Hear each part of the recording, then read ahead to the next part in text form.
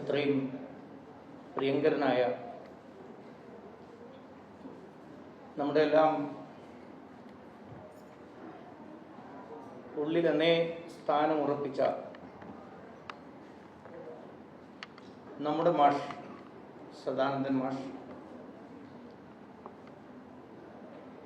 അദ്ദേഹത്തിൻ്റെ കരുത്തായ ബഹുമാനപ്പെട്ട വനിത ടീച്ചർ, അതേപോലെ ഇപ്പോൾ നമ്മളെല്ലാവരും കേട്ടു യമുനയുടെ പാട്ട്. മാഷ് പറയാറുണ്ട്, മാഷക്ക് 4 കാലാണ്, ഇടവും വലവും ഓരോ ജോഡി കാലം. അതിലെ യമുന ഇന്നത്തെ ഈ ചടങ്ങൊരു തരത്തിൽ പറഞ്ഞാൽ ഒരു അനൗപചാരികമായ നമ്മുടെ എല്ലാം ഒരു സ്നേഹത്തിൻ്റെ ഒരു കൂട്ടായ്മയാണ്. അതുകൊണ്ടാണ് ഞാൻ പ്രോട്ടോക്കോളൊന്നും നോക്കാതെ അധ്യക്ഷനെയൊന്നും അഭിസംബോധന ചെയ്യാതെ തന്നെ അവരെ അഭിസംബോധന ചെയ്തത്. യോഗാധ്യക്ഷൻ ബാബു പണിക്കർ സാർ, കേന്ദ്രമന്ത്രി ആദരണീയനായ ജോർജ് കുര്യൻ സാർ, നമ്മുടെ എല്ലാം അഭിമാനം, ലോകത്തിനു മുമ്പിൽ ഭാരതം അറിയപ്പെടുന്നത് ചില വ്യക്തികളിലൂടെയാണ് ആധുനിക കാലത്ത്. അതിലൊരാളാണ് ഉഷ മാഡം. അങ്ങനെയുള്ള പി.ടി. ഉഷ ഇന്നിവിടെ ഈ കൂട്ടായ്മയിൽ ഒത്തുചേരാൻ വേണ്ടി എത്തിയിട്ടുള്ള ഡൽഹിയിലെ മലയാളി സുഹൃത്തുക്കളെ, സഹോദരി സഹോദരന്മാരെ, വിവിധ സംഘടനാ പ്രതിനിധികളെ, എല്ലാവർക്കും എൻ്റെ വിനീതമായ നമസ്കാരം. മാഷ് രാജ്യസഭയിലേക്ക് നോമിനേറ്റ് ചെയ്യപ്പെടുമ്പോൾ സത്യത്തിൽ നമ്മളെല്ലാവരും അങ്ങേയറ്റം ആഹ്ലാദിച്ചു, അങ്ങേയറ്റം അഭിമാനിക്കുന്നു. കാരണം നോമിനേറ്റ് ചെയ്യപ്പെട്ടത്, നാമനിർദ്ദേശം ചെയ്യപ്പെട്ടത് നമുക്കിടയിൽ നിന്നുള്ള ഒരാളാണ്. സാധാരണക്കാരായ നമുക്കിടയിൽ നിന്ന് ഒരാൾ നോമിനേറ്റ് ചെയ്യപ്പെട്ടു. നാമനിർദ്ദേശം ചെയ്യപ്പെടാനുള്ള കാരണം എന്തായിരുന്നു? അതും നമ്മളൊക്കെയും ചിന്തിച്ചിട്ടുണ്ട്, മനസ്സിലാക്കിയിട്ടുണ്ട്.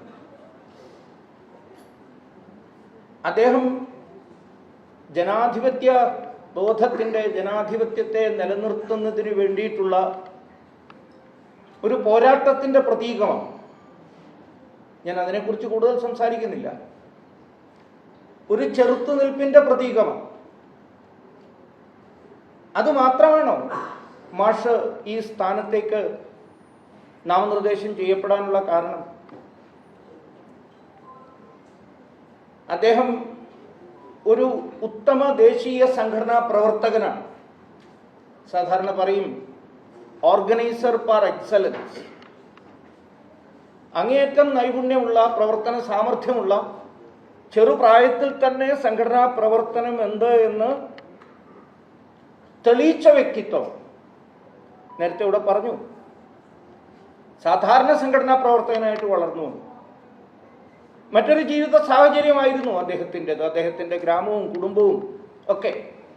പക്ഷെ അവിടെ നിന്ന് ഈ ദേശീയ ആദർശത്തെ സ്വീകരിച്ച് നമ്മളിൽ ഒരാളായി വരികയും അദ്ദേഹത്തിൻ്റെ പ്രവർത്തന സാമർഥ്യം കൊണ്ട്, പ്രവർത്തനത്തിൻ്റെ മികവ് കൊണ്ട് വളരെ പെട്ടെന്ന് തന്നെ സംഘത്തിൻ്റെ പടിപടിയായിട്ടുള്ള ചുമതലകൾ ഓരോന്നോരോന്നായി അദ്ദേഹം നിർവഹിച്ചു. മണ്ഡലതലം മുതൽ ജില്ലാതലം വരെ. സാധാരണഗതിയിൽ സംഘവുമായി ബന്ധമുള്ളവർക്കറിയാം, ആ നിലയിലേക്കൊക്കെ ചുമതല ഉയർന്നു വരണമെങ്കിൽ കുറച്ച് സമയമെടുക്കും. പക്ഷേ മാഷെ സംബന്ധിച്ചിടത്തോളം, മാഷ ആ നിലയിൽ തിരിഞ്ഞ് ചിന്തിച്ചു നോക്കിയിട്ടുണ്ടോ എന്നറിയില്ല. പക്ഷെ അത്തരം ചുമതലകളൊക്കെ കൊടുക്കുന്ന കൂട്ടത്തിൽപ്പെട്ട ഒരാളൂടെ ആയതുകൊണ്ട് എനിക്കറിയാം സംഘത്തിൻ്റെ ഉള്ളിൽ അങ്ങനത്തെ ചുമതലകൾ കൊടുക്കാൻ എത്ര സമയമെടുക്കും. പക്ഷെ അദ്ദേഹം പ്രവർത്തന മികവ്, ആ സാമർഥ്യം, അതും കണ്ണൂർ പോലൊരു ജില്ല എന്ന് പറയുന്നത്, അടിവരയിട്ട് പറയുന്നത് എന്താണെന്ന് ഇവിടെ ഇരിക്കുന്ന ആൾക്കാർക്ക് എല്ലാവർക്കും അറിയാം. 27-28 വയസ്സാകുമ്പോഴേക്കും കണ്ണൂർ പോലൊരു ജില്ലയുടെ സഹകാര്യവാഹി മാറണം എങ്കിൽ അതുകൊണ്ടാണ് ഞാൻ പറഞ്ഞത്, ഒരു മികവുറ്റ സംഘാടകൻ, ആൻ ഓർഗനൈസർ പാർ എക്സലൻസ്, അങ്ങനെയുള്ള ഒരു വ്യക്തിത്വം. പഠിച്ചത് അധ്യാപകനാകാനാണ്, അധ്യാപകനാവുകയും ചെയ്തു. ആ അധ്യാപന വൃത്തി ഏതാണ്ട് 3 പതിറ്റാണ്ട് കാലം, ഇടയിലൊരു 2 വർഷക്കാലം ചിലരെല്ലാം ചേർന്ന് അപഹരിച്ചില്ലായിരുന്നുവെങ്കിൽ അതൊരു പക്ഷേ 3 പതിറ്റാണ്ടിലും കൂടുതൽ അദ്ദേഹം അധ്യാപകനായി നിലനിന്നേനെ. ഒരർത്ഥത്തിൽ ഒരു വിദ്യാഭ്യാസ പ്രവർത്തകൻ എന്ന നിലയിൽ അദ്ദേഹത്തിന് വലിയ സംഭാവനകൾ നമ്മുടെ ആ മേഖലയിൽ നൽകാനുണ്ടായിരുന്നു. അത് നൽകിയിട്ടുമുണ്ട് അദ്ദേഹത്തെ ഈ ചുമതലയിലേക്ക് നാമനിർദ്ദേശം ചെയ്യപ്പെട്ടപ്പോൾ അത്തരം കാര്യങ്ങളെക്കുറിച്ചൊക്കെ ചർച്ച ചെയ്യേണ്ട വേദിയല്ല എന്ന് എനിക്ക് നല്ല ബോധ്യമുണ്ട്. പക്ഷേ ചിലതെല്ലാം പറയാതിരിക്കാൻ വയ്യല്ലോ. ആനന്ദിക്കേണ്ടതിന് പകരം, ആഹ്ലാദിക്കേണ്ടതിന് പകരം, അഭിമാനിക്കേണ്ടതിന് പകരം ശുദ്ധ നുണകൾ പറഞ്ഞിട്ട് പ്രചരിപ്പിക്കുന്നു. എന്താണ് അദ്ദേഹത്തിൻ്റെ യോഗ്യതയെന്ന് പോലും ചോദിക്കാൻ തയ്യാറാവും. ഒരർത്ഥത്തിൽ അങ്ങനെ പറഞ്ഞ ആളുകൾ അപമാനിച്ചത് മുഴുവൻ കേരളത്തെയാണ്, മുഴുവൻ അധ്യാപക സമൂഹത്തെയാണ്. രാജ്യസഭയിലേക്ക് രാഷ്ട്രപതി നാമനിർദ്ദേശം ചെയ്യപ്പെടാൻ യോഗ്യതയുള്ള ആളുകളുടെ ഒരു 3-4 ക്രൈറ്റീരിയ നിശ്ചയിച്ചിട്ടുണ്ട്. അതിലൊന്ന് വിദ്യാഭ്യാസമാണ്, സാംസ്കാരിക മേഖലയാണ്.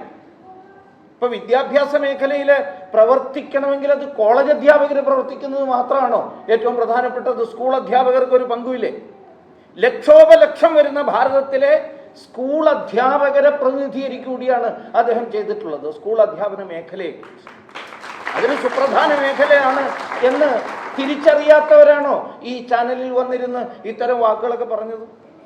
എന്നതിനെക്കുറിച്ച് ഇത്തരം ഒരു സന്തോഷത്തിന്റെ മുഹൂർത്തത്തിൽ കൂടുതൽ അതിനെക്കുറിച്ച് പറയാൻ തയ്യാറാവുന്നു. അധ്യാപകനായിരിക്കെ മാത്രമല്ല, അധ്യാപക സംഘടനയുടെ സംസ്ഥാന അധ്യക്ഷനായിരുന്നു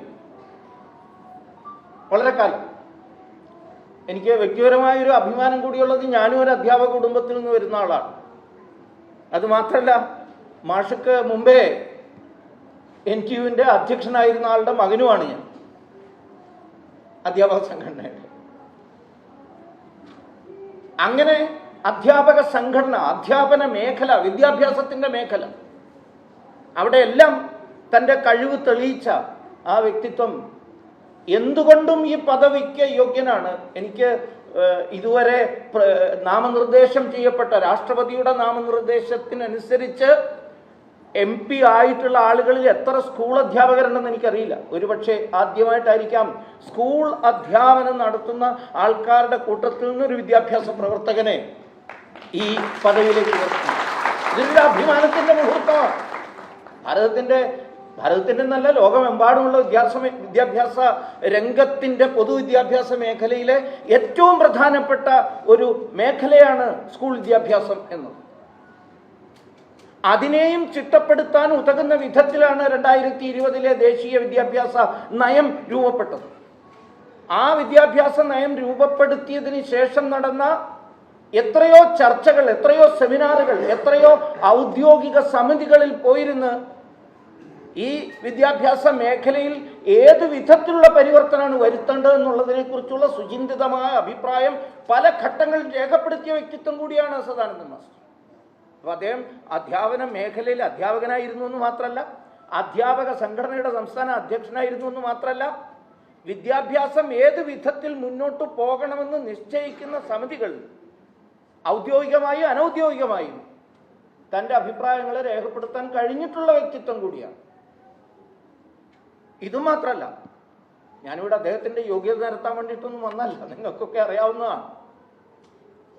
അധ്യാപകർക്കായിട്ട്, വിദ്യാഭ്യാസ മേഖലയിലുള്ളവർക്കായി ചിന്തിക്കാനും എഴുതാനും വായിക്കാനും മനസ്സിലാക്കാനും വേണ്ടി പുറത്തിറങ്ങിയിരുന്ന അധ്യാപക വാർത്തയുടെ പത്രാധിപരായിരുന്നു. പലരും അദ്ദേഹം ഈ MP ആകുന്ന സമയത്ത് അതിന് ഒരേ ഒരു കാരണമാണ് പറയുന്നത്.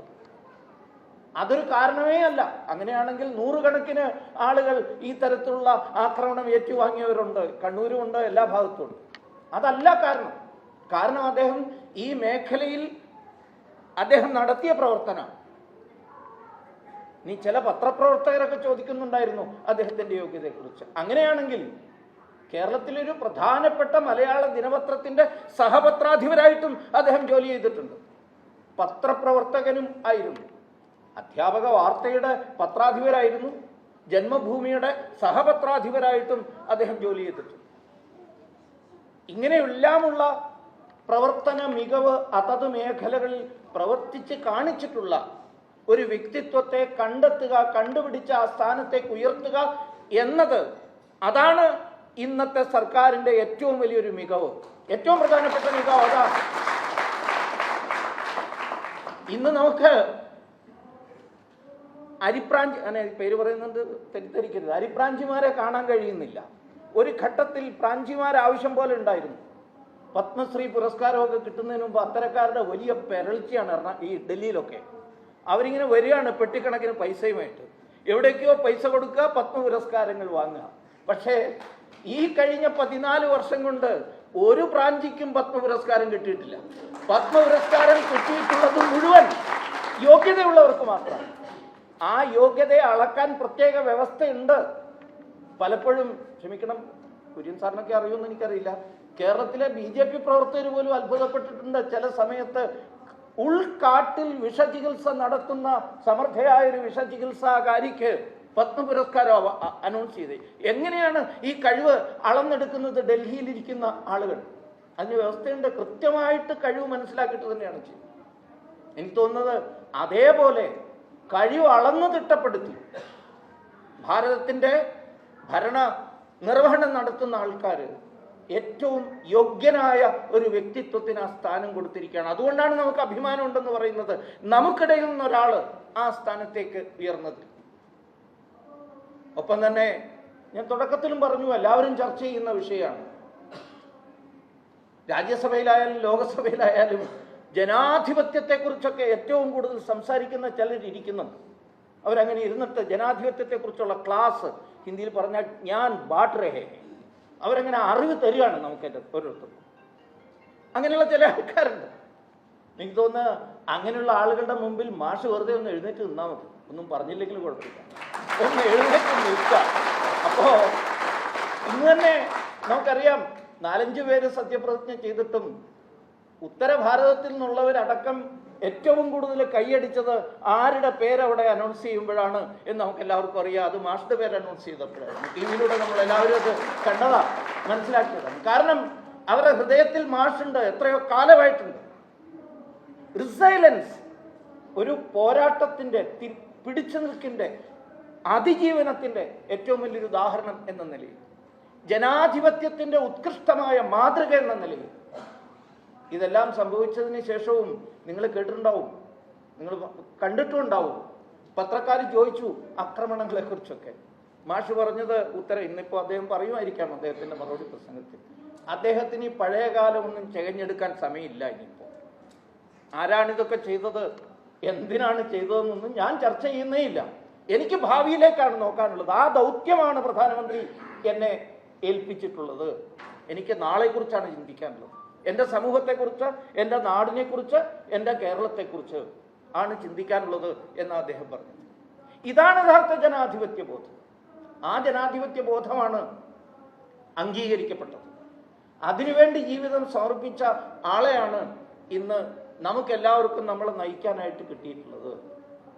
അത് നമുക്ക് ഓരോരുത്തർക്കും ഒരർത്ഥത്തിൽ ആനന്ദത്തിൻ്റെയും അഭിമാനത്തിൻ്റെയും മുഹൂർത്തമാണ്.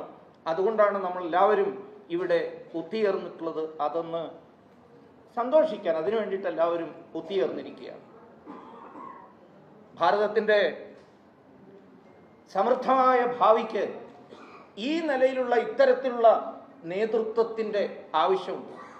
അങ്ങനെയുള്ളൊരു നേതൃത്വത്തെ നമുക്ക് എല്ലാവർക്കും കിട്ടിയിരിക്കുകയാണ്.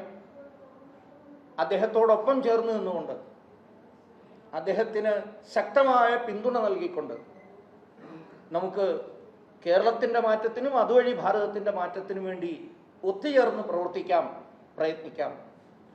ഇവിടെ അനൗൺസ് ചെയ്യുമ്പോൾ ശ്രീബാല മുഖ്യപ്രഭാഷണം എന്നൊക്കെ പറഞ്ഞു. ഇത്തരം യോഗത്തിൽ എന്തിനാണ് മുഖ്യപ്രഭാഷണം?